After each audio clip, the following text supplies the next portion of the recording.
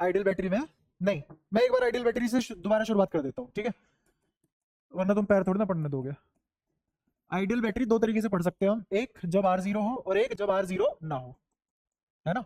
इससे भी पहले एक चीज तुम्हें ये पता होनी चाहिए कि जैसे ये कोई भी वायर है, ये पॉइंट ए, ये पॉइंट बी, पूरी वायर में कोई भी रेजिस्टेंस नहीं है, तो मेरे को V A minus V B लिखवाओ जल्दी, जीरो। अगर रेजिस्टेंस होती, ये ए, ये बी, यहाँ है रेजिस्टेंस आर, ये गया करंट, अगर मैं लिखवाऊं V A minus V B, तो ये किसके बराबर आएगा, आई आर। अगर इसमें करंट कितना फ्लो कर रहा है, आई। क्या ये डेल्टा वी पॉजिटिव आया, पॉजिटिव है तो मतलब ड्रॉप है, कल पढ़ाया था यही, ठीक है। तीसरी चीज देखो, ए बी, फिर से कोई रेजिस्टेंस, करंट गया यहाँ पे, इस बार मैं V B minus V A निकालना चाह रहा हूँ, जल्दी बोलो, माइनस आई आर, मतलब डेल्टा वी अगर नेगेटिव तो पोटेंशियल राइज, मतलब पोटेंशियल राइज। ये बात तुम्हें पता होनी चाहिए, बहुत बेसिक, बहुत बकवास, ठीक है। ऐसे ही तुम्हें और क्या क्या पता होना चाहिए बैटरी के बारे में। ये क्या थी, वायर, ये क्या थी, अब बैटरी। बैटरी बोले तो जो केमिस्ट्री में सेल पढ़ा है उन्हीं का कॉम्बिनेशन है ना, जो क्या करके देता है, केमिकल एनर्जी को किसमें कन्वर्ट करके देगा, इलेक्ट्रिकल एनर्जी में, सिंपल लेना। तो एक बैटरी, ईएमएफ ई, ईएमएफ मैंने बताया था क्या होता है, ईएमएफ इलेक्ट्रोमोटिव फोर्स, शाबाश। तेरा सहपाठी कहाँ है, हाँ, क्या हुआ उसको, उसे बोल परमानेंट डॉक्टर के पास रखवा देंगे, तमीज में रहो। हाँ, तो ईएमएफ बोलो, बता रहे थे तुम जल्दी, इलेक्ट्रोमोटिव फोर्स, अरे फुल फॉर्म एब्रिविएशन पूछ रहा हूं मैं।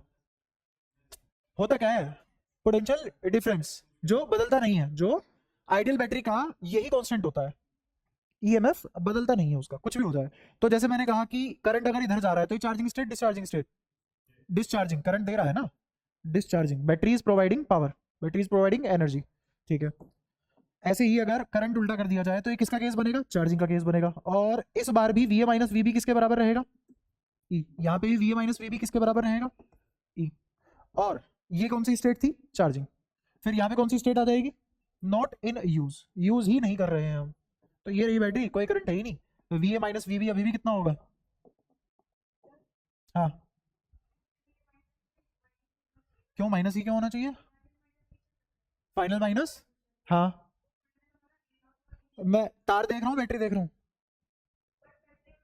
हाँ, बैटरी में क्या करंट जा ही नहीं रहा, नॉट इन यूज का मतलब क्या होता है, हाँ, फर्स्ट वाले में आ जाओ, मैं ए से बी जा रहा हूँ, देख मैंने लिखा क्या है, जो लिखते हैं ना उसके हिसाब से लिखते हैं, आप अपने मन के हिसाब से नहीं देखते। वो वायर थी, तुम बैटरी और वायर को एक चीज क्यों मान रहे हो, तुम क्यों ऐसा नहीं एज्यूम कर पा रहे हो कि दीवार अलग होती है, इंसान अलग होता है। ये वायर है, ये बैटरी है, बैटरी में जो तुम यहां लिख रहे हो लेफ्ट हैंड साइड पे, उसके हिसाब से टर्मिनल देखते हैं, हाँ, करंट कहीं भी जा रहा हो हम कहाँ जाएंगे, ए से बी, करंट कहीं भी जा रहा हो हम कहाँ जाएंगे, करंट कहीं भी जा रहा हो हम कहाँ से कहाँ जाएंगे, जब ए से बी जाएंगे तो कौन सा टर्मिनल पड़ेगा, प्लस, तो देख हर जगह प्लस ही, हाँ, ऊपर तार है, हाँ, तो वायर में ये एंड पॉइंट, ये बैटरी के टर्मिनल नहीं है, बैटरी के टर्मिनल अलग है और वायर के एंड पॉइंट वाले टर्मिनल अलग है, ठीक है। अब अगर मैं यहाँ पे V A minus V B जा रहा हूँ तो करंट के साथ जा रहा हूँ ना, तो पोटेंशियल ड्रॉप होगा, करंट के अगेंस्ट जाऊंगा तो पोटेंशियल ड्रॉप राइज होगा, क्यों, ऐसा क्यों है, सीधा सीधा हिसाब है, जहां इलेक्ट्रॉन दौड़ता है उसके अगेंस्ट पॉजिटिव चार्ज दौड़ता है, उस पॉजिटिव चार्ज के हिसाब से मैंने कन्वेंशनल करंट माना हुआ है, और वो कन्वेंशनल करंट बढ़ती पोटेंशियल के पास जाता है या घटती पोटेंशियल के पास जाता है, घटती पोटेंशियल, और वहीं भी इलेक्ट्रॉन बढ़ती पोटेंशियल के पास जाता है ना। तो अगर मैं करंट के अगेंस्ट जाऊंगा इसका मतलब है इलेक्ट्रॉन के फ्लो में जा रहा हूं, तो मतलब पोटेंशियल राइज होगा, ठीक है। ये सारी बातें समझाई थी मैंने, और लास्ट सवाल, मतलब लास्ट क्लास में भी तुम्हारे यही क्वेश्चन थे, आज भी यही क्वेश्चन है, कब क्लियर होंगे, किस में, इसमें ना,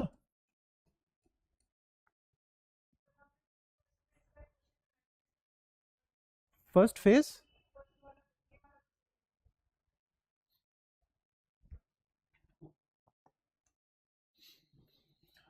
कहाँ है का बताओ, गोबर तेज चल रहे हो है ना, क्या ही करे, तुम्हारी पूर्ति ही पूरी नहीं हो रही है,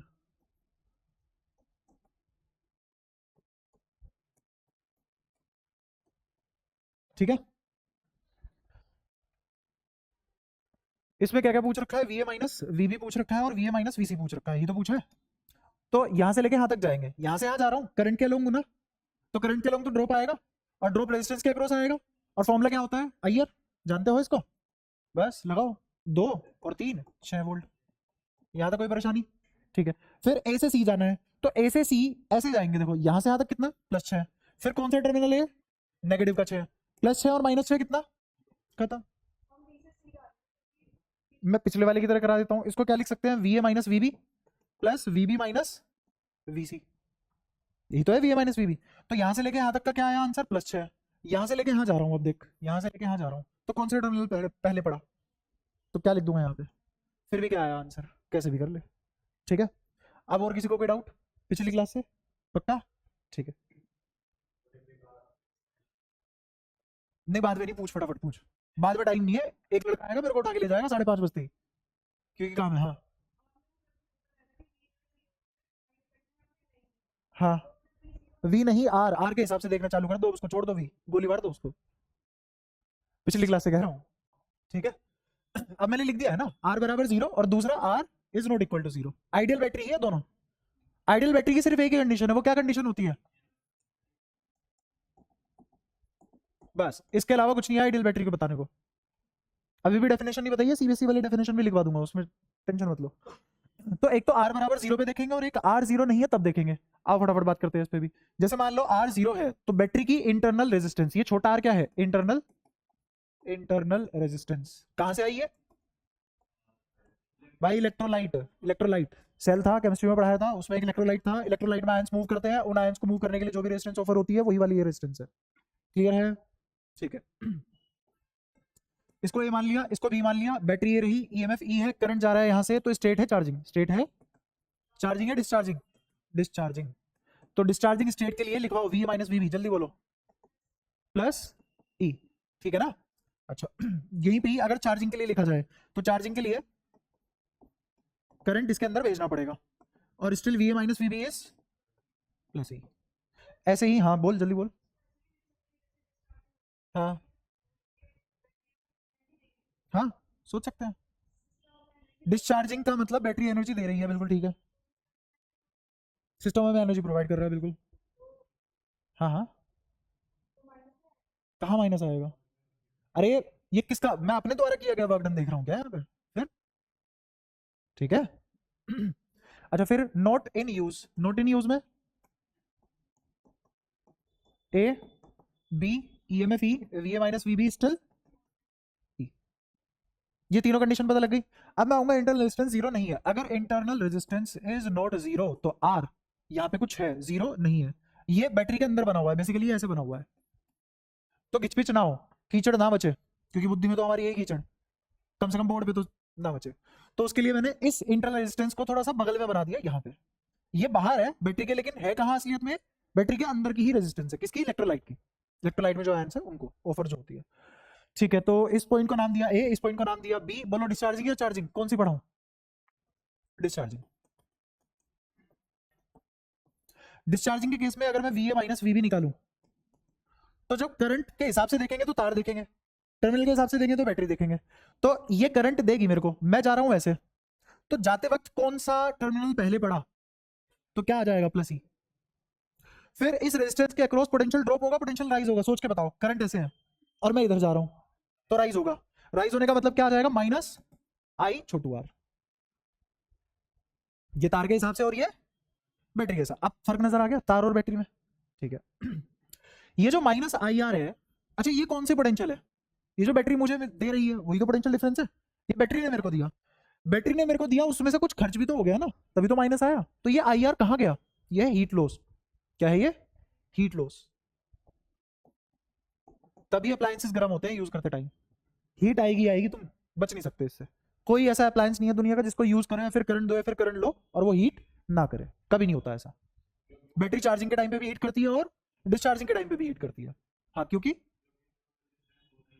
हाँ हाँ इंटरनल रेजिस्टेंस, हाँ इंटरनल रेजिस्टेंस कुछ वोल्ट खाता है, क्यों खाता है, कोलाइड करता है, कोलिजन ही रेजिस्टेंस है, ठीक है ऐसे ही अगर चार्जिंग स्टेट देखें तो चार्जिंग का तुम लिखवाओगे, चार्जिंग के केस में क्या होगा, हम बैटरी को करंट प्रोवाइड करेंगे, ये ए और ये बी, ये छोटा आर लिखवाओ, V A minus V B लिखवा दो जल्दी, पहले गए तो प्लस ही, फिर यहाँ पे ड्रॉप की राइज, ड्रॉप की राइज, ड्रॉप, तो माइनस क्यों आएगा फिर? कहाँ एकदम बुद्धि कहाँ चली जाती है? प्लस आई आर सबको समझ आया? ये प्लस आई आर भी हीट ही है। अब ये समझना थोड़ा सा मुश्किल है, ये हीट लॉस कैसे हुआ है? तो हमें मिल रहा है? नहीं, हमें कुछ नहीं मिल रहा, हमने तो दिया है ये बैटरी पे काम हो रहा है, यहाँ बैटरी ने काम करके दिया, यहाँ बैटरी पे काम हो रहा है क्योंकि चार्ज हो रही है वो, उस चार्जिंग में ये तो चली गई हीट लॉस में, और ये कहां चला गया? To replenish chemical, to replenish chemical. मतलब क्या हुआ इस बात का? जैसे मान लो H2SO4 है, ये आयन है, इन आयन को रिकंबाइन करने के लिए मुझे एक्स्ट्रा फैक्टर चाहिए होगा ना एनर्जी का, खुद तो नहीं होंगे। खुद की टेंडेंसी क्या है इनकी, स्पॉन्टेनिटी क्या है, कि अलग होंगे, बिखरेंगे और भागेंगे आयंस। अब ये हो चुके सारे के सारे आयंस अलग। चार्जिंग का मतलब क्या है? मैं इनको कंबाइन कर रहा हूं, और कंबाइन करने के लिए मुझे एफर्ट डालने पड़ेंगे, तो मुझे एनर्जी देनी पड़ेगी। अब समझ आया? तो इसमें से ये आई आर तो किसको चला गया? हीट लॉस को चला गया, क्योंकि जब ये कंबाइन होंगे तब भी हीट आएगी, है ना। और ये वाला ई कहां चला गया? To replenish chemical, to recombine ion, to increase ion concentration. तीनों बातें एक ही है, क्लियर है? ठीक है। ऊपर वाले में ये ई क्या डिनोट कर रहा था?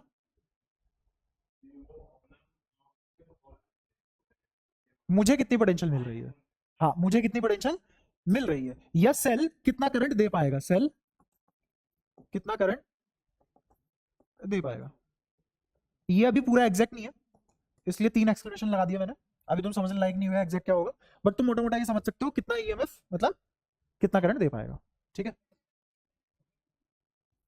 अरे मैं फोन इस्तेमाल कर रहा हूँ, गेम खेल रहा हूँ फोन में, 1 घंटा गेम खेला, बैटरी चार्ज हो जाएगी तो डिस्चार्ज होगी ना। तो ये बैटरी मेरे को काम करके दे रही है ना, जब गेम खेलोगे तो ज्यादा करंट ड्रॉ होता है प्रोसेसर में, तो चार्जिंग थोड़ी ना हो रही है, डिस्चार्जिंग हो रही है, तो बैटरी मुझे काम करके दे रही है, यहां हो रहा है बैटरी पे काम। अब तुम इन दोनों को कंफ्यूज मत करना, हाथ जुड़वा लो। क्या ये और ये दोनों अलग अलग बातें हैं? साफ साफ दिख रहा है? अकल और आंख दोनों का अंधा बता सकता है? हाँ तू नहीं बता सकता, तू दोनों से। हाँ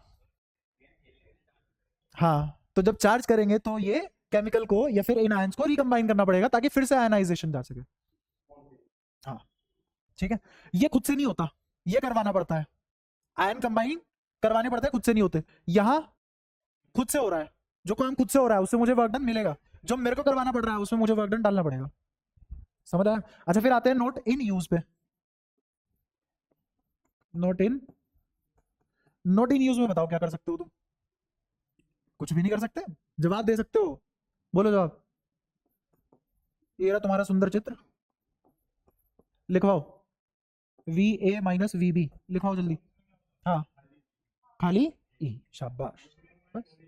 आई है ही नहीं, आई आर कहीं कहीं से भी नहीं आया। क्लियर है आप सबको? गुरान पक्का? ठीक है।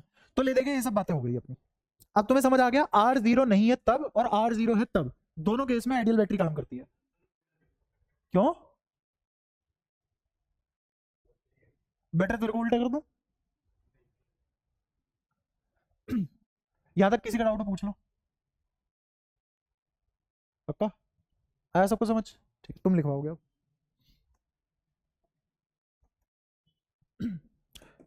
मैं बात कर रहा हूं जब आर जीरो नहीं है तब की बात कर रहा हूं। डिस्चार्जिंग की कंडीशन लिखवाओ, इक्वेशन लिखवानी है फटाक से जल्दी।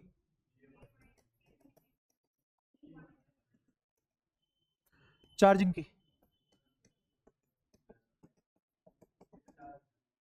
और नॉट इन यूज की, सारी बातें क्लियर है? पक्का? अब मैं तुम्हें सीबीएसई वाली ईएमएफ की डेफिनेशन लिखवा रहा हूं। पहले तो ये 2 पॉइंट है, इसके बीच में फर्क समझो। एक तो होता है टर्मिनल पोटेंशियल और एक ईएमएफ, दो शब्द है हमारे सामने, दोनों में फर्क होता है। ईएमएफ टर्मिनल पोटेंशियल हो जरूरी नहीं है, ठीक है। मैं बताता हूँ टर्मिनल पोटेंशियल और ईएमएफ क्या होता है। ये जो तुम्हें V A minus V B दिख रहा है ये टर्मिनल पोटेंशियल है, मैं किसी दो एंड पॉइंट के बीच की पोटेंशियल निकाल रहा हूँ। क्या निकाल रहा हूँ? एक ही बजना पड़ रहा है बस तुम में से। हाँ तो बताओगे कब फिर? टर्मिनल पोटेंशियल मतलब, हाँ कोई से भी दो एंड पॉइंट पकड़े और उनके बीच की पोटेंशियल निकाल रहा हूँ। और ईएमएफ मतलब सेल के आजू बाजू वाले पॉइंट पे क्या ड्रॉप है या राइज है, वो क्या है ईएमएफ। ठीक है, और भी बहुत ज्यादा फर्क है इनमें। जैसे ये वी माइनस वीबी 3 बार लिखा मैंने, सारे के सारे क्या है, टर्मिनल पोटेंशियल या EMF, terminal potential, terminal potential. और ईएमएफ क्या है, सिर्फ ये दिख रहा है। अब मेरे को ये बताओ, टर्मिनल पोटेंशियल क्या ईएमएफ से बड़ा हो सकता है? क्या टर्मिनल पोटेंशियल ईएमएफ से छोटा हो सकता है? क्या टर्मिनल पोटेंशियल ईएमएफ के बराबर हो सकता है? क्या तीनों केस पॉसिबल है? ये कब होगा? हाँ, और ये कब होगा? चार्जिंग। अब चेक करो एक बार, सही लिखवाया तुमने? नहीं, उल्टा। एक जना बेचारा परेशान है, बिल्कुल सही कहा पर उसने। और ये I0 करंट ही नहीं है, और नॉट इन यूज भी तुमने भी बिल्कुल सही कहा, नॉट इन यूज, सही बात है। हाँ हाँ हाँ, तार का हम रेजिस्टेंस 0 मान के चल रहे हैं, बिल्कुल सही है।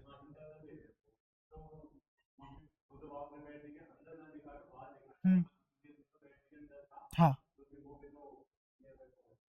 क्यों ईएमएफ क्यों होगा वो? हाँ, नहीं नहीं नहीं, यही तो समझा रहा हूँ मैं। ईएमएफ चेंज नहीं होता क्योंकि बैटरी आइडियल ले रहे हैं हम, आइडियल बैटरी ले रहे हैं। तो कौन सी बैटरी की बात कर रहे हैं? हाँ, जो बिल्कुल फ्रेशली ट्रैक्टर से निकाली हो हमने, है ना, तो उस बैटरी की बात कर रहा हूँ, प्रैक्टिकल बैटरी है। अभी हम लायक थोड़ी ना मैं प्रैक्टिकल कुछ पढ़ने के, ऐसा थोड़ी ना मैंने तुम्हें बैटरी पढ़ा दिया आज घर जाके खुद की बैटरी बना लोगे, ऐसा कुछ भी नहीं है। क्या?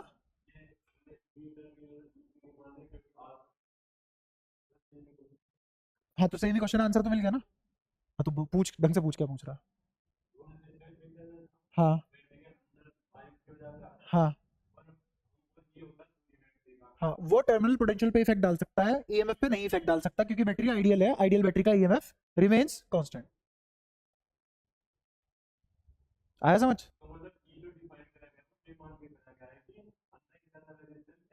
नहीं है, बट वो ईएमएफ नहीं घटा सकता। हाँ, होने के बाद भी ईएमएफ नहीं घटा सकता। ठीक है, नहीं, ईएमएफ को इफेक्ट नहीं कर सकता क्योंकि EMF remain same for ideal battery. ठीक है, कोई दिक्कत? आ गया ना समझ में?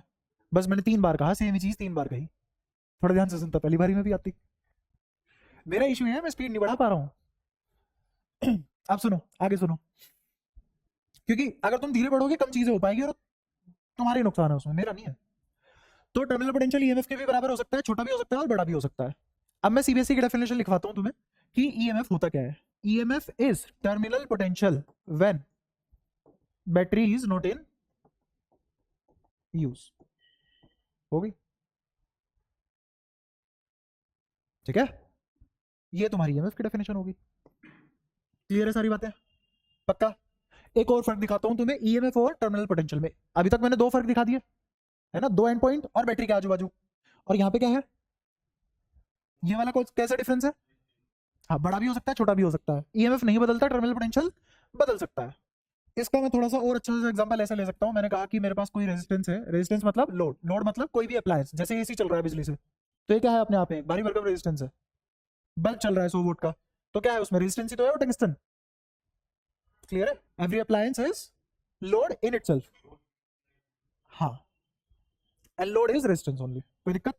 बिना किसी चीज को रोके तुम उसका यूज नहीं कर सकते। जैसे पानी बह रहा है ना, और तुमने उस पानी में कुछ ऐसा डाल दिया जो घूमे, और उसके घूमने से बिजली बन जाए, तो पानी में डालना पड़ेगा ना। और पानी जब उससे टकराएगा उसको घुमाएगा, तो पानी को रुकना पड़ा ना। या फिर तुम्हें पानी यूज करना है कपड़े धोने हैं पानी से, तो भी तुम्हें बाल्टी भरनी पड़ेगी पानी में से, तो पानी में रोक के ही तो कपड़े धोगे ना। और या फिर अगर तुमने कपड़ा ही नदी में डाल दिया, तो वहां पानी रुक के जा रहा है पहले, तो बिना किसी चीज को रोके आउटपुट कैसे ले लोगे? तो इसी करंट को रोकना पड़ेगा, रोकने के लिए रेजिस्टेंस है, तो यहाँ करंट रुकेगा, और फिर ये जो भी रेजिस्टेंस है वो काम करेगा। ठीक है, whether it is phone, whether it is tubelight, whether it is bulb, AC, heater, anything else. ठीक है। अच्छा, अब इसमें क्या बता रहा था मैं? हाँ, डिफरेंस बता रहा टर्मिनल पोटेंशियल और ईएमएफ का। यहां मैंने ईएमएफ ली, ये इसकी इंटरनल रेजिस्टेंस, करंट गया आई।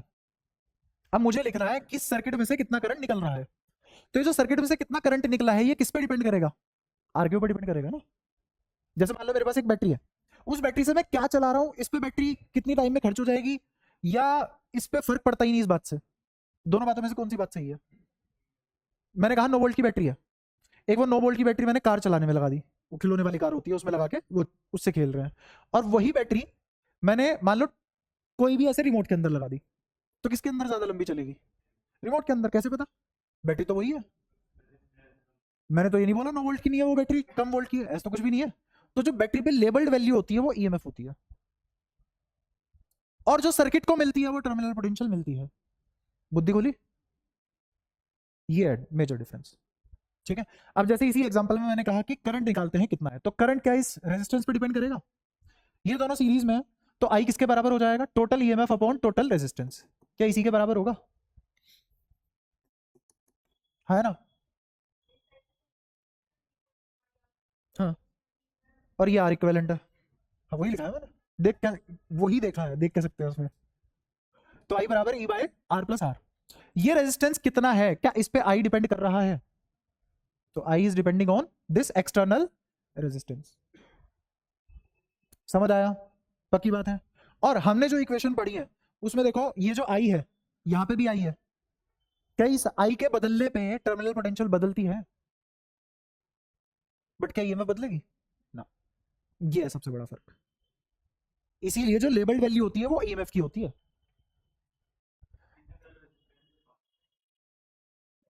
तो पीछा छोड़ेगा इसका इंटरनल रेजिस्टेंस का, जिंदा रहने दो उसे। हम कौन सी बैटरी पढ़ रहे हैं अगेन? हाँ, और आइडियल में इंटरनल रेजिस्टेंस ईएमएफ का फर्क नहीं डाल सकता। क्यों? क्योंकि ईएमएफ कांस्टेंट रहती है, तभी वो आइडियल बनेगी, वरना आइडियल नहीं बनेगी। हाँ, मेजोरिटी ऑफ केसेस में तुम कर देते हो नेग्लेक्ट, मेजोरिटी केसेस में नेग्लेक्ट कर देते हो, बट क्यों हम थोड़ा सा एग्जैक्टनेस में पढ़ रहे हैं, तो उसमें मैं लिखूंगा ये छोटे वाला आर। ठीक है। तो ये आई, आर बढ़ने पे आई घटेगा, समझ आ रहा है? और आई टर्मिनल पोटेंशियल में भी चेंज लाएगा, बट ईएमएफ में कोई चेंज नहीं आएगा, क्योंकि जो भी बैटरी हम पढ़ते हैं वो कौन सी बैटरी पढ़ते हैं? Ideal battery. ठीक है। इसीलिए जो हम सेल पे लेबल करके रखते हैं वैल्यू, वो किसकी होती है, वो कौन सी वैल्यू होती है? ईएमएफ वैल्यू है टर्मिनल पोटेंशियल? ईएमएफ। तो जो 9 वोल्ट तुम पढ़ रहे हो वो ईएमएफ पढ़ रहे हो टर्मिनल पोटेंशियल पढ़ रहे हो? ईएमएफ पढ़ रहे हो, टर्मिनल पोटेंशियल नहीं पढ़ रहे हैं। क्या टर्मिनल पोटेंशियल हर सर्किट के लिए अलग अलग होगी? तो जैसे मैंने कहा 9 वोल्ट बैटरी, इसका मतलब क्या फिक्स हो गया? ईएमएफ फिक्स हो गया 9 वोल्ट। यहां तक बात मजबूत है? अब लेकिन टर्मिनल पोटेंशियल तो हर सर्किट के लिए अलग अलग होगी ना। Terminal potential is different for different different circuit. Circuit को ऐसे लिखो चलेगा? पक्का? तो टर्मिनल पोटेंशियल हर सर्किट के लिए अलग अलग होगी, लेकिन वहीं पे ही ईएमएफ 9 वोल्ट ही रहेगी। उस सेल को तुम रिमोट में लगाओ, गाड़ी में लगाओ, या फिर टीवी में लगाओ, कहीं भी लगाओ, वो हमेशा कितनी रहेगी? 9 वोल्ट। तो क्या है वो 9 वोल्ट जो हमेशा रह रहा है? ईएमएफ। और जो चेंज होगा वो क्या होगा? रिमोट में वो लंबी चल जाएगी, खिलौने में थोड़ा कम चलेगी, टीवी में लगती फूक जाएगी, स्पार्क आ जाएगा ना, क्योंकि एकदम से बहुत सारा चार्ज चाहिए होगा तो वो दे नहीं पाएगी, है ना? वो छोड़ो, लेकिन जल्दी इस्तेमाल हो जाएगी, खर्च जल्दी हो जाएगी, है ना, तुरंत खाली हो जाएगी लगाते ही। तो इसका मतलब किसी सर्किट में वो ज्यादा चल रही है, किसी सर्किट में कम चल रही है। ये किसकी कारस्तानी है? टर्मिनल पोटेंशियल, है ना? और वो कितनी एनर्जी प्रोवाइड कर सकती है, वो किसकी कहानी है? ईएमएफ। ठीक है। अब आ गया समझ? थोड़ा और आगे बढ़ते हैं इसमें। अगर मैं तुमसे बात करूं कि सर्किट में, या फिर हाँ किसी भी सर्किट में मान लो मेजरली दो कंपोनेंट होते हैं, मेजर कंपोनेंट, और मैं चाहता हूं तुम इसको बहुत ही लॉजिकली देखो ताकि कंफ्यूजन रहे ना। वो मेजर कंपोनेंट ऐसे लिखो, एक एनर्जी देने वाले, एनर्जी देने वाले, और एनर्जी लेने वाले, दो ही टाइप के कंपोनेंट हो सकते हैं। वहां मुंह फाड़ के गवार की तरह लिख मत आना ये देने वाले लेने वाले, ये तुम्हारे लिए है सिर्फ। तो एनर्जी देने वाले कंपोनेंट और एनर्जी लेने वाले कंपोनेंट, इन दो के अलावा तो कुछ हो ही नहीं सकता ना, पॉसिबल ही नहीं है। तो एनर्जी कौन दे सकता है मुझे? बता रही भैया। और एनर्जी कौन ले सकता है? रेजिस्टेंस। बस ये दो ही कंपोनेंट है मेजर, बाकी सब फंडेबाजी है। ठीक है, बैटरी और रेजिस्टेंस। अब ये जो बैटरी है और ये जो रेजिस्टेंस है, इसमें सारा खेल है किसका? एनर्जी। दोनों के दोनों में सारा खेल है किसका? क्योंकि एक एनर्जी ले रहा है और एक एनर्जी दे रहा है ना? अब एनर्जी से भी और चीजें आगे लकवा मार रहा है, पड़ा रहने दो भाई, वो फिलहाल अपनी मिनिमम पोटेंशियल एनर्जी स्टेट में है। नहीं, मैं मजदूरों के हिसाब से बात नहीं कर रहा कि गड्ढा खोद दो बेलदार बन जाओ, उसके हिसाब से बात नहीं हो रही। चलो खैर, अब मैं दिख रही हूँ, जेब में रख ले, कुछ भी कर ले। हाँ, तो बात एनर्जी की हो रही थी, कहाँ था मैं?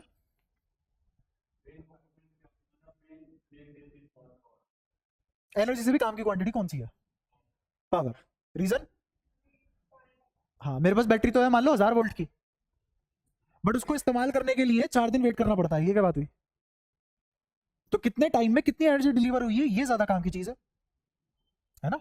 मेरे घर 220 वोल्ट तो आ रहा है, पर टाइम बहुत लगता है बल्ब तक पहुंचने में। ये क्या बात हुई? तो बैठे रहेंगे हम, है ना? तो इसीलिए एनर्जी से भी ज्यादा इंपॉर्टेंट क्वांटिटी क्या है? कितने टाइम में कितनी एनर्जी मिली, कितने टाइम में कितनी एनर्जी मिली, ये और भी ज्यादा काम की चीज है। और इसी को क्या बोलते हैं हम? पावर। अच्छा, तुम्हें एनर्जी का तो फॉर्मूला पता ही होगा ना, क्यू डेल्टा वी, पिछले वाले चैप्टर से। ये डेल्टा वी इस चैप्टर के लिए मैंने v माइनस जीरो लिखवाया हुआ है तुम्हें रेफरेंस के लिए, फर्क नहीं पड़ता, है ना? मतलब जैसे इसने पूछा था अभी 2 वोल्ट का मतलब 10 माइनस 8 भी हो सकता है, 12 माइनस 10 भी हो सकता है, -3 माइनस 1 भी हो सकता है, सॉरी -1 माइनस -3 भी हो सकता है, ठीक है? तो ये जो डेल्टा वी है इसको क्या लिख देंगे हम? Q V, V minus zero, ठीक है? अब इसको टाइम से डिवाइड कर दो तो क्या बन गया ये? पावर। और ये चीज क्या कहलाती है? तो फॉर्मूला क्या बना पावर का? आई इंटू वी। कोई दिक्कत हो तो बताओ, बोल। हाँ, कुछ तो कह रहा होगा। हाँ बोल। हाँ हाँ हाँ हाँ हाँ, ठीक है, जो मूव करता है। हाँ, तो मेरे को क्या दिक्कत है, ले। और कुछ रह गया हो तो बता। ठीक है, ठीक है। तो पावर का फॉर्मूला है चमकता हुआ आई इंटू वी। अब सामने देख, इस आई को क्या वी बाई आर नहीं लिख सकते? इस आई को वी बाई आर नहीं लिख सकते? तो क्या हो जाएगा formula? V by R, V square by R. अच्छा, फिर से इस वी को आई आर नहीं लिख सकते? तो क्या ऊपर क्या बना? आई स्क्वायर आर स्क्वायर, और नीचे क्या है? आर, तो क्या बचा? आई स्क्वायर आर। 3 फॉर्मूले आगे तुरंत पावर के। मैं तुम्हारे लिए आसान कर देता हूँ काम, एचडी क्लास के बच्चों की तरह पढ़ो एकदम। पहले आई को क्या रखा मैंने? V by R. फिर इस आई को ही क्या रख दिया मैंने, या फिर इस वी को क्या रख दिया मैंने? अब ठीक है, खुश?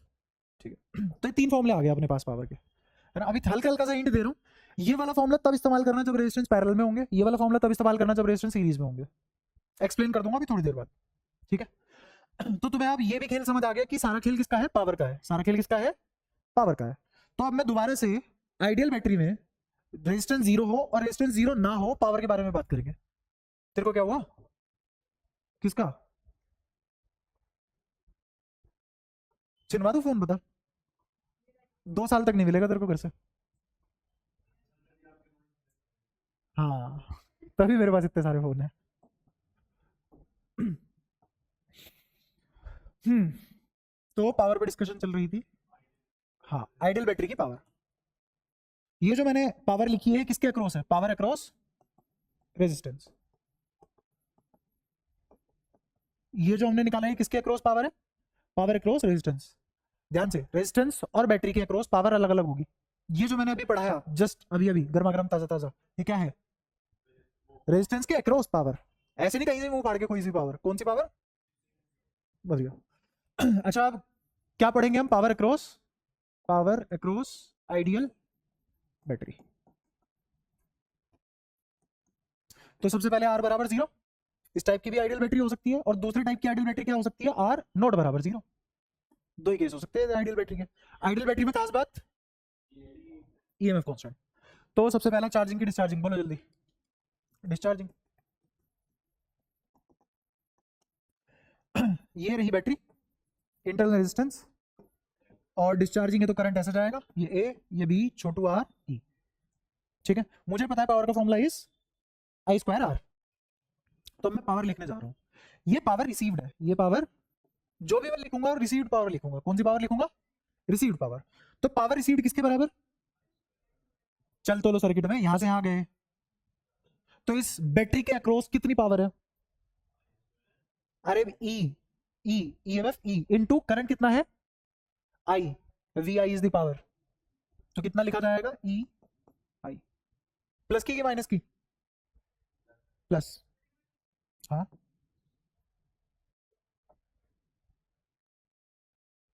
बुझ गए? यहां जाओ। क्या मैं करंट के अपोजिट डायरेक्शन में जा रहा हूं?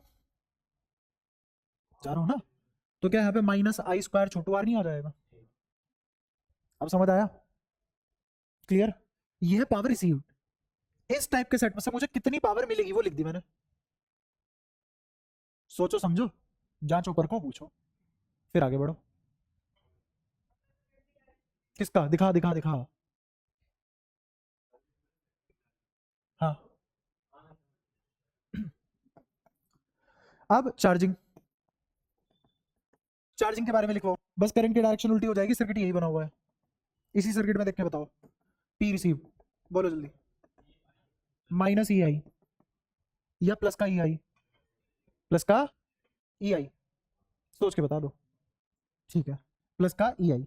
हाँ, अभी तो अपने मर्जी से लिखो, आगे बताओ क्या लिखो, जल्दी बताओ। प्लस का आई स्क्वायर आर। अब इस पूरे के सामने तनिक माइनस लगा दो। ये वैसे तुम्हें खुद से पता होना चाहिए था, पर कोई नहीं, अब सुन लो। ये पावर, ये पावर देनी पड़ी, ये पावर देनी पड़ी, और मैं उसको रिसीव की टर्म में लिख रहा हूं, तो नेगेटिव लगा के नहीं लिखूंगा। मुझे 10 रुपए देने पड़े, तो मैं ये लैंग्वेज यूज नहीं कर सकता, मेरे पास माइनस 10 रुपए आ गए। लिख के रहा हूं मैं पावर रिसीव्ड, लिख के रहा हूं। अगर मैं लिखता पावर, पावर अप्लाइड, तो क्या लिखता? प्लस। अब मैं क्या लिख रहा हूं? पावर रिसीव्ड, तो क्या लिखना पड़ेगा? माइनस। तेरे सर के ऊपर से गई। एक मिनट, मैं तेरे से पूछता हूँ तो खुद जवाब दिया। जब पैसे और जान पे बात आती है सब समझ आता है। जान पे, तेरे पे आऊंगा तब आएंगे जान पे। हाँ, तूने मेरे को 10 रुपए दे दिए, तो तेरे पास कितने रुपए आए? -10। ठीक है, तूने E I plus I square R power दी मुझे, तो तुझे कितनी पावर रिसीव हुई? मैंने तो कुछ नहीं समझाया, तूने खुद ही आंसर करा अब।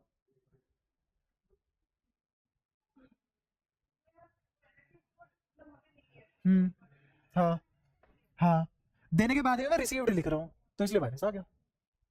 ठीक है, हाँ भी कोई परेशानी? पक्का? अच्छा। अब यही सर्किट है, लेकिन इसमें नॉट इन यूज है, लिखवाओ जरा। पी बराबर प्लस का कि माइनस का? यही ना? हाँ। अब सारे गलत हो, जीरो। अरे जब यूज ही नहीं हो रही, पावर कैसे ड्रॉ कर लोगे? ईएमएफ ई है, बट आई तो है ही नहीं इसमें। करो ई इंटू आई, कितना आया? जीरो। बढ़िया बनने का बनना। पी रिसीव्ड कितना हुआ? जीरो। तीनों केस समझ में आए? अब बस इसको R is not equal to zero कर दो, इसको आर इक्वल टू जीरो कर दो। ध्यान नहीं दिया तुमने, मैंने रेजिस्टेंस जीरो लिख के रेजिस्टेंस ले लिया, और किसी को फर्क भी नहीं पड़ा कोई। हर जगह रेजिस्टेंस है, देख रहे हो? तेरे जैसे वजन का आदमी यार फ्लो में बह गया, मान नहीं सकता मैं। गलत बात है। अच्छा, आर बराबर जीरो में मैं सिर्फ डायग्राम बना रहा हूँ, बाकी सब आंसर तुम करोगे। पावर रिसीव्ड लिखवाओ, अगर ये चार्जिंग का केस है। हाँ, डायरेक्ट चार्जिंग का। प्लस का कि माइनस का? रिसीव्ड लिख रहा हूँ मैं। हाँ हाँ, माइनस का ही आई, क्योंकि रिसीव्ड लिखा है। ठीक है, और यहाँ पे आई स्क्वायर आर आएगा ही नहीं। अच्छा, ऐसे ही अगर मैं लिख दूँ पी रिसीव्ड, और किसके केस में? डिस्चार्जिंग के केस में, प्लस ई आई। अच्छा, नॉट इन यूज, जीरो। अब आगे समझ, ये सारी बातें तुम्हें समझ आ चुकी है, अच्छे से समझ आई है? अगेन तुम्हें ये तो फील होता होगा ना, घर जाते ही नहीं पढ़ा अगर तुमने, तो तुरंत फैल जाओगे, कुछ समझ नहीं आएगा, फिर दोबारा यही सब पूछोगे अगली क्लास में। अब थोड़ा सा और आगे बढ़ते हैं। एक थ्योरम है, maximum power transfer theorem. Maximum power transfer theorem. इसमें भी तुम ये तो अपनी तरफ से पता लगा लोगे ना। ये जो आई स्क्वायर आ रहे कहाँ गया? Power converted into heat. ये जो आई स्क्वायर आ रहे ये कहाँ गया? ये मुझे नहीं मिला, ये भी कहाँ गया? हीट। लेकिन ये कर क्या रहा है यहाँ वाला I square R? Replenishing chemical increasing ion concentration, increasing ion concentration, इकट्ठा कर रहा है आयन को, तभी तो कंबाइन करेगा। ठीक है, तो पावर अप्लाइड या power consumed to recombine the chemical composition. ऐसे महंगे महंगे वर्ड जानते हो? नहीं जानते तो आप सुन लिए लिख लोगे। ठीक है, हाँ हाँ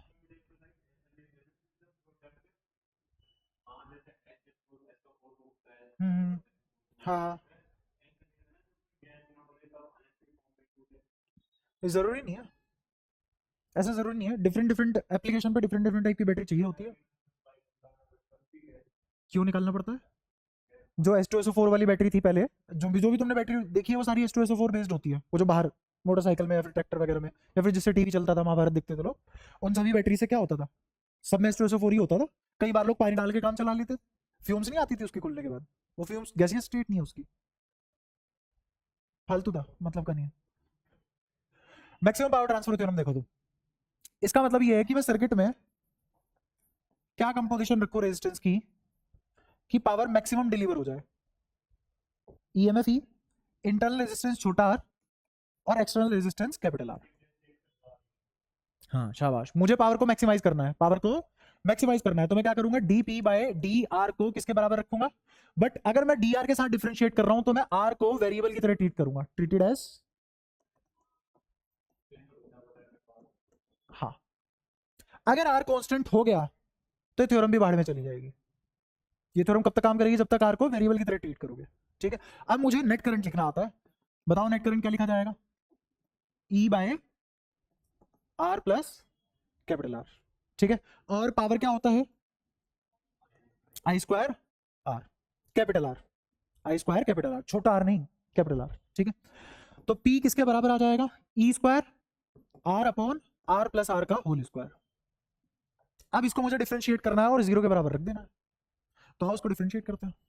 कौन सा रूल लगेगा इसको डिफरेंशिएट करने में, ये तो कांस्टेंट है, ये क्या है, कांस्टेंट, तो D P by D R is equal to E square बाहर, डिफरेंशिएशन किसका, अंदर वाले का, छोटा आर, हाँ वो तो कांस्टेंट होगा, क्या इशू है उसमें, और ऊपर वाले को अब डिफरेंशिएट करने जा रहे हैं हम, तो पहले किसको डिफरेंशिएट करेंगे, बड़े वाला आर, क्या हो जाएगा उसका आंसर 1, और नीचे वाले को एज इट इज रख देंगे, शाबाश, माइनस, फिर इसको डिफरेंशिएट करेंगे कितना आएगा, हाँ इसको एज इट इज रखेंगे, और दूसरे वाले को डिफरेंशिएट करेंगे कितना आएगा, 2 आर प्लस, क्या जीरो के बराबर रख दूं, काम हो जाएगा, रख दिया। हाँ बोल, देख ये कांस्टेंट है, छोटा आर कांस्टेंट है, कहाँ है में चेन रूल,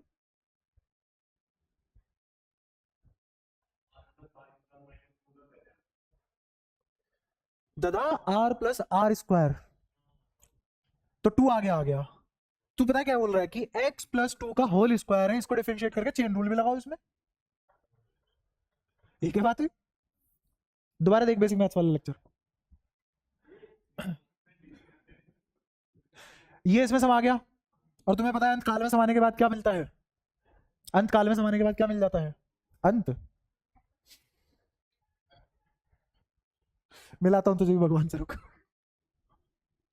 और ये भी गुड बाय डाटा, तो बचा क्या, इसका होल स्क्वायर ओपन कर दो, R square capital square 2 capital R छोटा आर, इसको और इसको मल्टीप्लाई करो तो कितना आ गया 2 आर आर, फिर इसको और इसको मल्टीप्लाई करो तो कितना आ गया माइनस 2 आर स्क्वायर बराबर 0, ये और ये वंदे मातरम, इस आर स्क्वायर में से माइनस 2 आर स्क्वायर गया तो कितना बचा, बराबर 0, ये तो ये आ गया, इसका मतलब मैक्सिमम पावर तब ट्रांसफर होगी जब इंटरनल रेजिस्टेंस और एक्सटर्नल रेजिस्टेंस बराबर हो जाएंगे।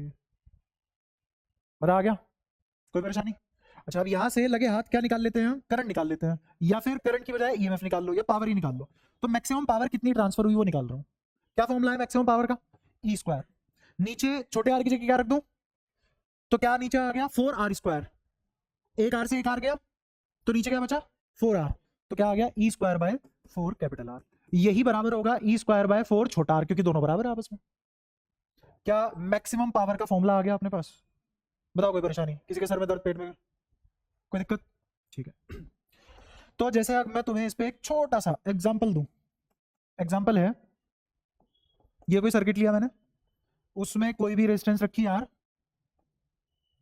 ये मान लो 2 ओम, बैटरी ले ली 3 वोल्ट की, वो पूछ रहा है फाइंड मैक्सिमम पावर डिलीवर्ड, जल्दी बोलो।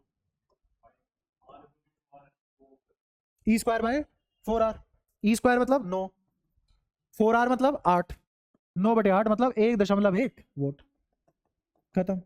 ये है, पता नहीं क्या सोचे जा रहे हो, कुछ अलग कारिस्तानी बाजी कर दी। एक मिनट, मुझे बोला है मैंने मैक्सिमम पावर बताओ, लिखा भी है, कान साफ नहीं है। यहाँ तक सारी बातें क्लियर हैं? क्लियर है, आगे बढ़ सकते हैं? ठीक है। ये जो मैक्सिमम पावर ट्रांसफर थ्योरम है, क्या प्रैक्टिकल है? नहीं, बिल्कुल प्रैक्टिकल नहीं है। जैसे मान लो कि मैक्सिमम पावर ट्रांसफर थ्योरम के लिए मुझे क्या चाहिए, इंटरनल रेजिस्टेंस किसके बराबर चाहिए? मान लो मुझे चलाना है एसी, मुझे चाहिए 5000 ओम, तभी तो चलेगा। Internal resistance of battery, battery की इंटरनल रेजिस्टेंस कितने होती है? 0.1 ओम, हद से 2 ओम, और ज्यादा लगा लो, जान लगा के 10 ओम, बराबर कर लोगे इन्हें? और अगर तुमने बराबर कर भी दिया, 10 ओम का एसी चला लोगे?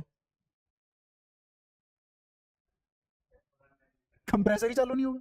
हाँ, नहीं अरे आइडियल नाम उसके इसलिए कि कैसे सवाल था, बहुत ही बढ़िया। समझ आया? तो मैक्सिमम पावर ट्रांसफर थ्योरम एक पैसे की प्रैक्टिकल थ्योरम नहीं है, ठीक है। कहाँ काम कर सकती है बस ये, जहां एक्सटर्नल रेजिस्टेंस छोटे छोटे होते हो, तभी वो इंटरनल के बराबर हो पाएंगे, है ना। ऐसे नहीं किसी का शादी ब्याह हो रहा है, रिसेप्शन लगा पड़ा है, और वहां पे तुम ये छोटा आर बराबर कैपिटल आर करने की कह रहे हो,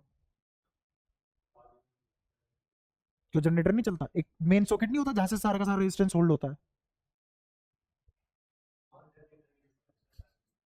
हाँ, तो क्या कहाँ से एपिडेंट वाइट खा के बिजली जलाएगा, चपत्तर रगड़ेगा, शाबाश। चलो बस बस बस, सामने देखो, सब ठीक हो जाएगा। अगेन एक एक्सटर्नल रेजिस्टेंस लिया, बैटरी 3 वोल्ट की, 2 ओम इसका इंटरनल रेजिस्टेंस, 3 ओम एक और रेजिस्टेंस। मुझे बताओ इस आर की क्या वैल्यू रखूं, पहला सवाल, आर की क्या वैल्यू रखूं, पावर डिलीवर्ड मैक्सिमाइज हो जाए। इस आर की क्या वैल्यू आएगी कि पावर मैक्सिमम डिलीवरी हो जाए? नहीं, आर नेगेटिव में नहीं आता।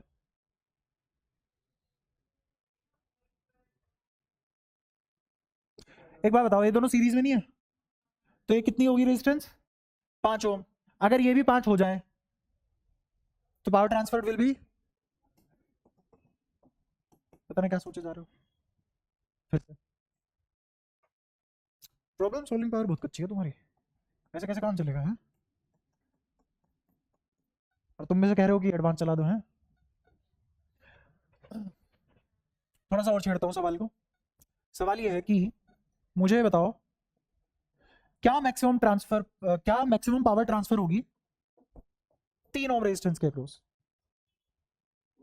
हाँ, आर की तुम्हें, इस कैपिटल आर की किस वैल्यू पे 3 ओम में से मैक्सिमम पावर ट्रांसफर होगी?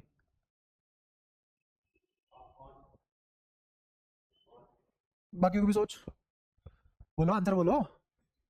5, कह रहा बोल 5, गलत हुआ उसमें चाटा मार दिया। कहाँ जा रहा है? हाँ, अपने हिसाब से बताओ, छोड़ो उसका, अपने हिसाब से बताओ। रुक रुक रुक, आंसर निकालने के लिए क्या लगाते हैं? बुद्धि। क्वेश्चन दोबारा से, इस आर की क्या वैल्यू रखूं कि इस 3 ओम रेजिस्टेंस में से मैक्सिमम पावर ट्रांसफर हो जाए? 5। सबका आंसर गलत है, 0। तुम किस में से निकाल रहे हो मैक्सिमम पावर? 3 ओम में से। 3 ओम बदलेगा क्या? 3 ओम कांस्टेंट है। क्या मैंने कभी नहीं बताया कि ये थ्योरम सिर्फ और सिर्फ तब काम करती है जब इसको ट्रीटेड एज वेरिएबल? मजा आ गया? देखो, अपनी सगी आंखों से देख लो, सगी बुद्धि से सोच लो। हो गया? क्लियर है? अच्छा इसी, हाँ बोल। हाँ, लगाओ ही मत, सिंपल इनफ। अगर मैं इसी के पैरेलल में सवाल बदल रहा हूं फिर से, इसी के पैरेलल में अगर मैं 1 और 3 ओम का रेजिस्टेंस लगा देता, तो अब इस आर की वैल्यू निकालो कि सर्किट में मैक्सिमम पावर ट्रांसफर हो। ये तीसरा सवाल। ये आर की वैल्यू क्या रख दूं कि अब सर्किट में से पावर मैक्सिमम ट्रांसफर हो, ये है सवाल। हाँ, सर्किट में से नहीं, अब जीरो नहीं है। अरे ये तो वेरिएबल ही है ना, और वेरिएबल ही पूछा उसने, अब तो लगेगी मैक्सिमम पावर ट्रांसफर थ्योरम। हाँ, पैरेलली ऐड करेंगे तो कितना आएगा, 1.5। ये जानते हो ना, दो रेजिस्टेंस अगर पैरेलल में लगी है और बराबर है तो आधी हो जाती है, तो कितना आ गया, 1.5। नहीं आया अभी समझ, 1.5 और 2 है, मुझे लगा 3.5। सबको समझ आता है, ठीक है। तो 3.5 हो गई है टोटल रेजिस्टेंस, तो आर की भी क्या वैल्यू होनी चाहिए, आ गया आंसर, खत्म। ठीक है। अब अगर तुमने इस चीज को अच्छे से समझा हुआ है तो मुश्किल सवाल हो आसान सवाल हो तुम्हारे लिए तो आसानी है ना वो, क्योंकि आता है अपने को। सेकंड दोबारा देख, उसने इसके थ्रू पूछा है क्या मैक्सिमम पावर आएगी, इसको क्या मैं वेरिएबल की तरह ट्रीट करवा सकता हूं, तो मैक्सिमम पावर ट्रांसफर थ्योरम लगेगी कहां, तो इसको तो जीरो करो फिर, क्योंकि कोई भी रेजिस्टेंस होने से बेटर है ना ही हो। हाँ, क्योंकि जब तुम्हारा आर कांस्टेंट हो जाता है, ध्यान से सुनना, जब तुम्हारा आर कांस्टेंट हो जाता है तो पी किसके बराबर होता है, आई आर। तो ये तो हो गया कांस्टेंट, तो पी किसके डायरेक्टली प्रोपोर्शनल आ जाएगा,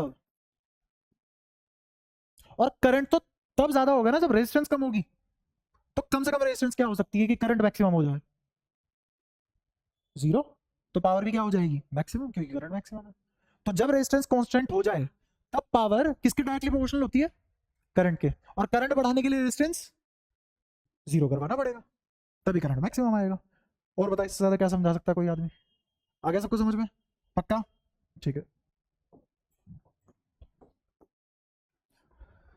तो मैक्सिमम पावर ट्रांसफर थ्योरम तुम्हारी कंप्लीट हो गई। इसके अलावा इसमें कुछ नहीं है। अच्छा, अब कॉम्बिनेशन ऑफ रेजिस्टेंस पे बात करते हैं।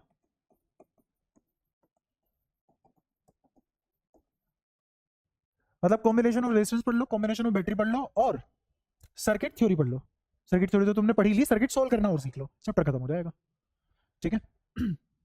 तो कॉम्बिनेशन ऑफ रेजिस्टेंस दो तरीके से ला सकते हैं हम। एक पता ही है तुम्हें, बचपन से पढ़ते हुए आए हो, एक कौन सा होता है, सीरीज, एक पैरेलल, सभी ने पढ़ा होगा। सीरीज में आ जाओ, इसमें भी छोटी छोटी बातें हैं, जैसे मान लो मैंने कोई सर्किट बनाया, इसमें रेजिस्टेंस है R1, इसमें रेजिस्टेंस है R2, बैटरी लगा दी हमने EMF E, ठीक है। अब जैसे जैसे मैं यहां से यहां जाऊंगा तो पूरे सिनेरियो में क्या सेम रहेगा, करंट। तो इसमें क्या होता है, I remains same, I remains same. तो तुम मुझे समझा सकते हो क्यों सीरीज में I क्यों सेम रहता है, 10वीं थोड़ी ना पढ़ाने बैठूंगा, क्योंकि वो वाह, मैंने सीधा कान क्यों पकड़ा है, क्योंकि मैंने उल्टे वाला नहीं पकड़ा है। बहुत ही बढ़िया, हाँ बोल, हाँ हाँ, बहुत ही बेकार, चिच्ची एकदम, नहीं, ये क्या सपना है सर्किट का, जिंदा भी नहीं हो, मेरे रेजिस्टेंस मैक्सिमम हो जाए, मजा आ जाएगा अगर करंट को बिल्कुल ही रोक दूं आज, ठीक है बात है। कोई आंसर नहीं है इसका, ये किरचॉफ का पहला लॉ है, जितना करंट जाएगा उतना आएगा, या जितना आएगा उतना जाएगा। आप समझ आया मैंने उस लहजे में क्यों शुरू की थी क्लास पहली, है ना। तुम्हें जब डिटेल में पढ़ा रहा होता तो लगता है पता नहीं यार ये तो कुछ ज्यादा पढ़ा रहा है, क्योंकि बाद में चीजें बहुत आसान हो जाती है, फिर एक लाइन बोली तुरंत समझ गए आप सब। कौन सा लो लगा, फिर उसका पहला लो, ठीक है। अच्छा, इसके अक्रॉस पोटेंशियल डिफरेंस V1 आएगा, इसके अक्रॉस पोटेंशियल डिफरेंस V2 आएगा, ये तो अलग अलग हो सकता है, होगा भी, है ना। तो अब नेट पोटेंशियल क्या V1 प्लस V2 होगा, ये जो नेट पोटेंशियल होगा ये I इंटू आर इक्वेलेंट होगा। अब ये आर इक्वेलेंट क्या बोला है, ये आर इक्वेलेंट वो बोला है कि इन दोनों रेजिस्टेंस को हटा के एक अकेला रेजिस्टेंस लगा दूं, तो इस सर्किट और पहले वाले सर्किट में कोई फर्क नहीं है। जैसे मान लो 4 जने मिलके 4 दिन में एक काम कंप्लीट कर रहे हैं, अगर कोई एक अकेला जना मुझे ऐसा मिल गया जो 4 ही दिन में वही काम सेम कंप्लीट करके देता है, तो क्या फर्क पड़ रहा है, कोई फर्क दोनों सिनेरियो में नहीं आया वर्क को लेके। यहाँ पे भी तो वर्क नहीं होता है चार्ज के ऊपर। तो अगर मैं इन दोनों रेजिस्टेंस को हटा के सिर्फ एक रेजिस्टेंस लगा दूं, तो उस रेजिस्टेंस की क्या वैल्यू होनी चाहिए कि ये सर्किट और वो वाला सर्किट एक ही रहे, अलग अलग ना बने।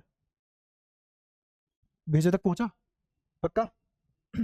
तो मुझे आर इक्विवेलेंट निकालना है, मतलब सर्किट कुछ ऐसा दिखने लग जाए, मुझे दो अलग अलग ना लगा के मैं सिर्फ एक ही रेजिस्टेंस लगा दूं, और जो ऊपर वाली बैटरी सेम टाइम के लिए सेम काम करे, वही नीचे वाली बैटरी भी सेम टाइम के लिए सेम काम करे। तो इस आर इक्विवेलेंट की वैल्यू क्या होगी वही निकाल लेंगे। तो आई आर इक्विवेलेंट ये आएगा आई आर वन और ये आ जाएगा आई आर टू। इसके अक्रॉस पोटेंशियल कैसे निकालते हैं? आई आर ओम्स लो। और इसके अक्रॉस पोटेंशियल डिफरेंस कैसे निकालेंगे? ओम्स लो। ठीक है, तो आई आई आई कट गए, तो आर इक्विवेलेंट बच गया R one plus R two. अगर मेरे पास एन रेजिस्टेंस होते तो R one plus R two plus R three up to R N. R N कोई दिक्कत या तो कोई परेशानी? ठीक है। मुझे बताओ, क्योंकि यहाँ पे करंट सेम है, क्योंकि यहाँ पे करंट सेम है, तो V equals to I R भाई साहब के अकॉर्डिंग आई तो सेम हो गया ना, तो क्या इसको लिख सकते हैं V directly proportional to R है। तो इसका मतलब मेरा पोटेंशियल रेजिस्टेंस के रेशो में ही टूटता है। एक तो होता है सवाल बिल्कुल ट्रेडिशनल तरीके से करो, टाइम लगता है।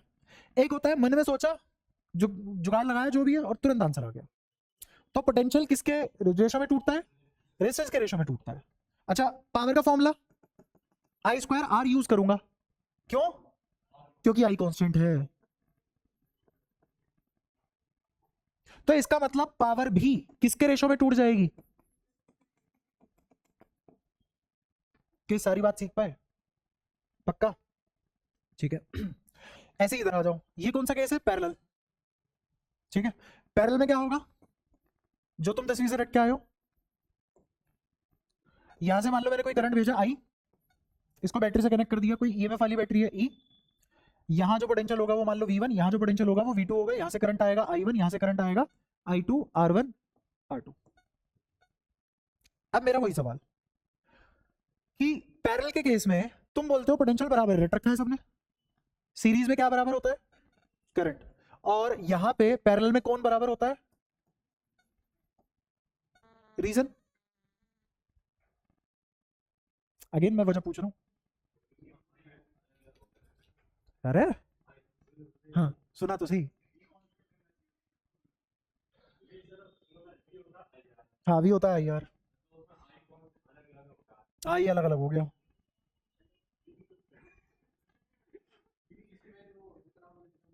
हाँ क्यों?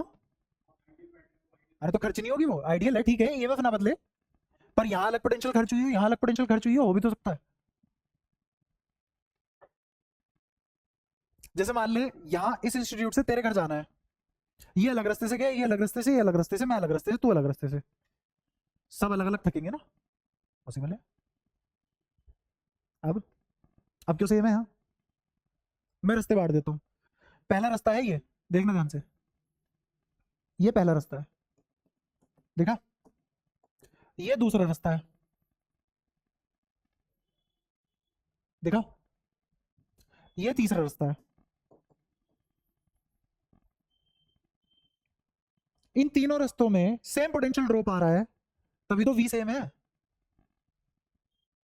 तो मैं ये पूछ रहा हूँ ऐसा क्यों, बस इतना सा सवाल है।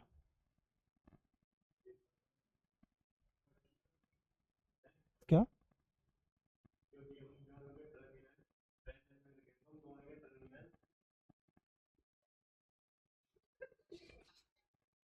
ये बेचारा कुछ कहना चाह रहा था, शब्दों में नहीं ला पाया, बस वो दिमाग में रह गया। हाँ। हम्म। हाँ ठीक है, ठीक है, ठीक है, ठीक है, तुम आसपास भी नहीं हो, फालतू बके उदाहरण खाओ, में टाइम फोड़ते नहीं है। आओ सुनो, मुद्दा पता है क्या है? मुद्दा ये है, डेल्टा वी की वजह से इलेक्ट्रिक फील्ड बना था, बना था ना? ये जो डेल्टा वी की वजह से इलेक्ट्रिक फील्ड बना था, ये कंजर्वेटिव इन नेचर था, नॉन कंजर्वेटिव था? जो इस डेल्टा वी से तुमने इलेक्ट्रिक फील्ड बनाया वो कंजर्वेटिव था, नॉन कंजर्वेटिव था? कंजर्वेटिव। इस इलेक्ट्रिक फील्ड से कोई फोर्स आएगा चार्ज से मल्टीप्लाई होके, वो फोर्स कैसे नेचर का होगा? कंजर्वेटिव। और कंजर्वेटिव फोर्स से जो वर्क डन आता है वो इंडिपेंडेंट ऑफ पाथ होता है।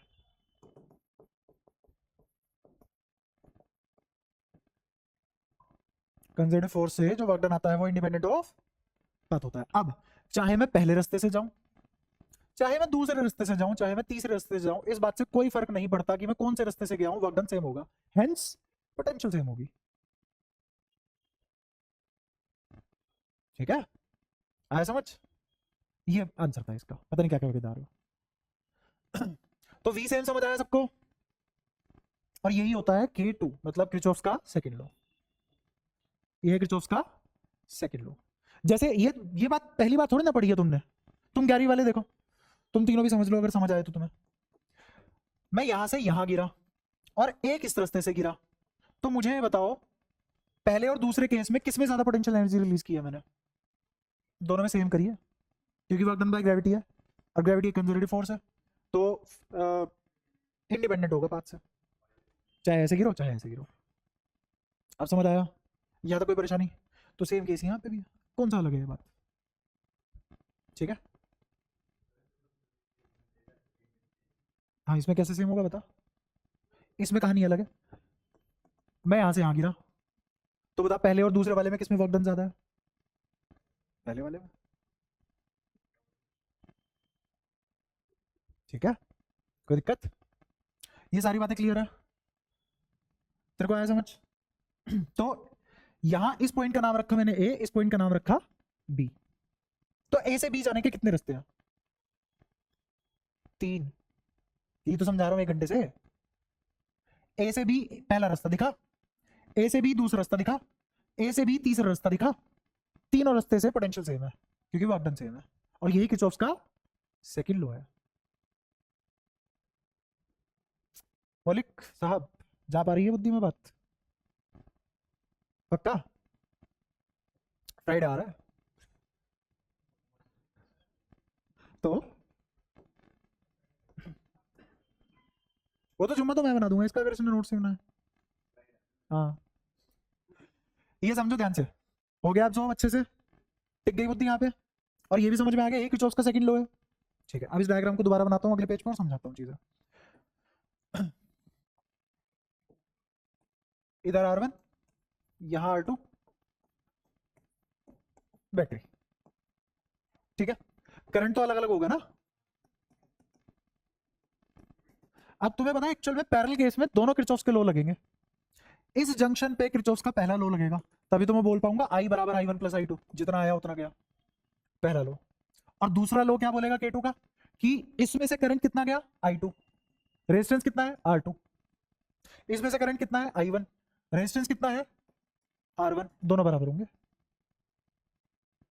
Work done by conservative force is independent of path, तो इसके लोग वर्क डन बराबर होगा, और चार्ज तो क्यू ही है, क्यू और क्यू कंपेयर हो गए, तो डेल्टा वी और डेल्टा वी बराबर होंगे।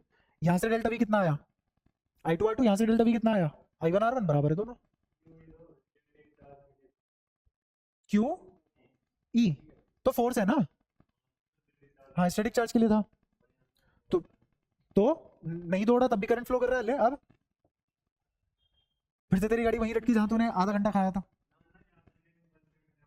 हाँ वही, और जो एक्सप्रेशन निकाला था NEAVD करंट का, वो दोनों के लिए वैलिड था। जो मैं यहाँ आई यूज कर रहा हूँ कौन से वाला है, NEAVD, जहां पे चार्ज के नाम पे मेरे पास मटेरियल सेम है, तो एनी विच वे सेम रहेगा, NE का गुच्छा सेम रहेगा, तो इसके लिए भी सेम है, इसके लिए भी सेम है। कोई दिक्कत? पक्का? हाँ नीचे पैरेलल में, ऐसे नहीं, यही अगर एक और रेजिस्टेंस आ जाता, जैसे अगर मैं एक और ब्रांच निकाल दूं ऐसे करके, और उसमें लिख दूं R3 और R4, तो इसमें से करंट कितना चला जाएगा I3, अब यहाँ कितना आ जाएगा I3, और फिर यहाँ पे एक और चीज क्या लिख दी जाएगी I3 R3 प्लस R4। क्या अच्छे से समझ में आ गई सारी बातें? और एक नीचे वाली ब्रांच भी तो है, उसमें क्या है, यहां से यहां जाओगे तो कितना पोटेंशियल है E। समझ आ गई सारी बातें? तो मैं इन 3 को यूज कर रहा हूं, इस E को मैं लिख रहा हूं I into R equivalent. Again R equivalent कौन आदमी है, R इक्वेलेंट जो इस पूरे सेटअप को हटा के सिर्फ एक रेजिस्टेंस लगा दिया जाए, मतलब इस सर्किट को मुझे ऐसे सर्किट से रिप्लेस करना है,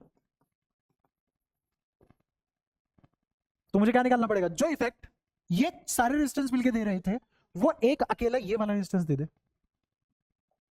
समझ आई सारी बातें? समझ भी रहा है? कहीं और पहुंच गया? जो भी जोन आउट हो रहा हो मेरे को बता देना, एक चाटे में सब वापस आ रहे होंगे। कोई जोन आउट नहीं हो रहा? आओ आगे बढ़ो।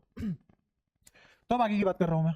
यहां से आई आर इक्वलेंट किसके बराबर है? I two R two I one R one. और करंट किसके बराबर है? I equals to I one plus I two. अगर मैं मान लूं कि आई थ्री कोई चीज थी ही नहीं, ये वाली ब्रांच हटा देता हूं सिंप्लिसिटी के लिए, ठीक है? तो आई बराबर किसके आया? Plus I two. अब इस आई को क्या लिख सकते हैं?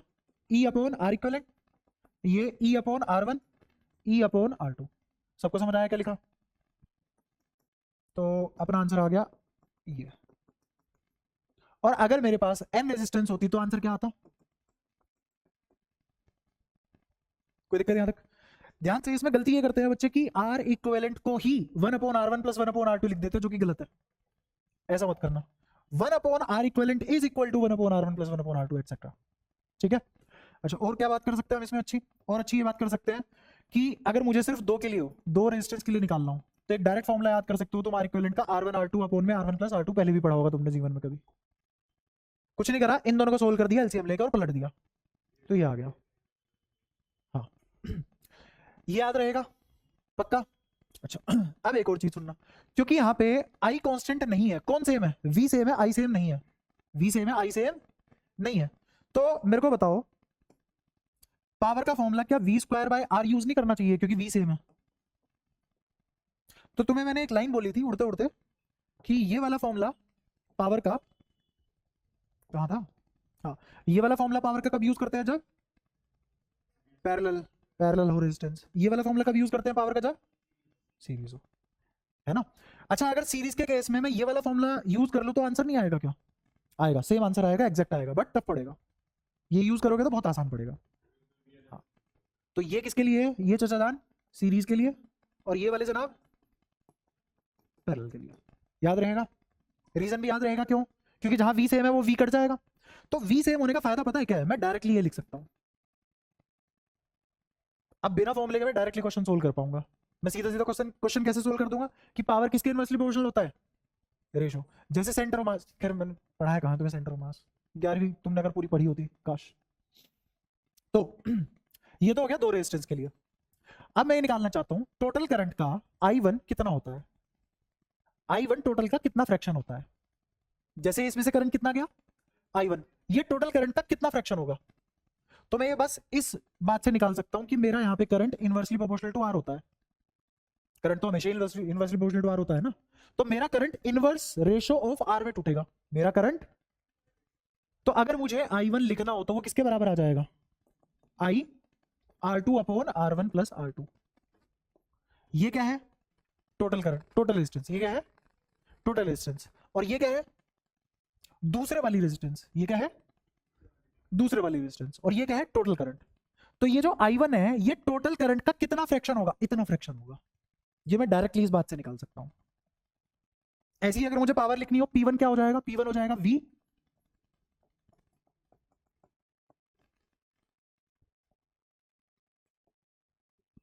स्क्वायर बाय आर होता है ना। तो ये क्या हो जाएगा? P1। अभी तुम्हें समझ नहीं आया होगा, अगले पेज पे दिखाता हूं।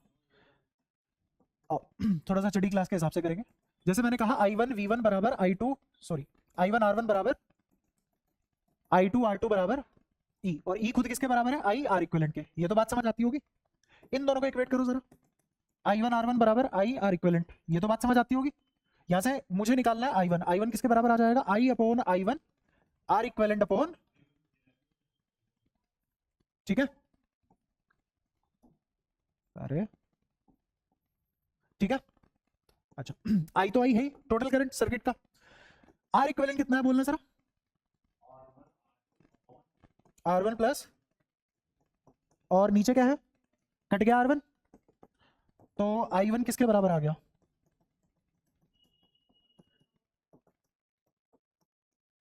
एक बार पीछे पलटू, ये देखो।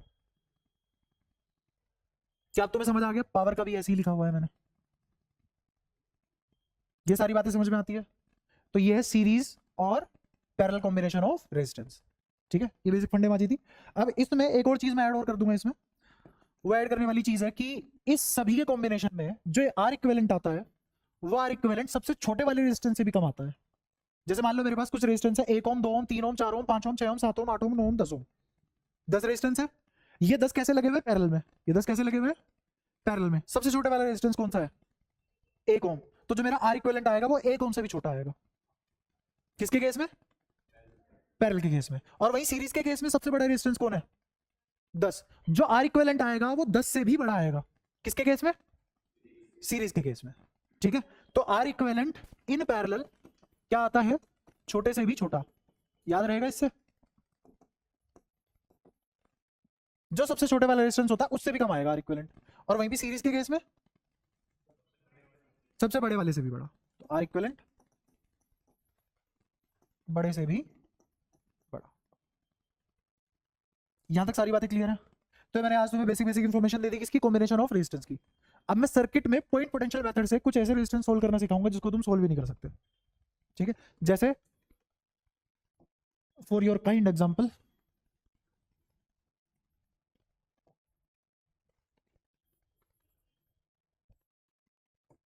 इसमें तुम सोल्व ही नहीं कर सकते कौन सा सीरीज में कौन सा पैरेलल में है। ठीक है, और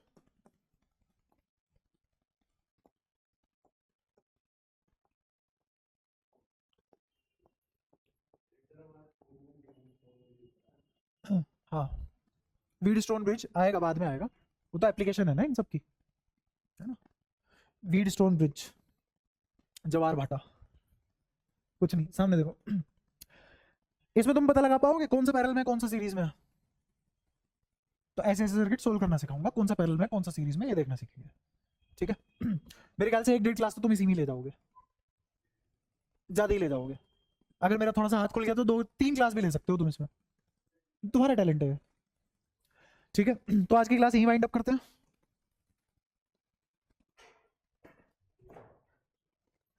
इसको जाते ही पढ़ लेना, और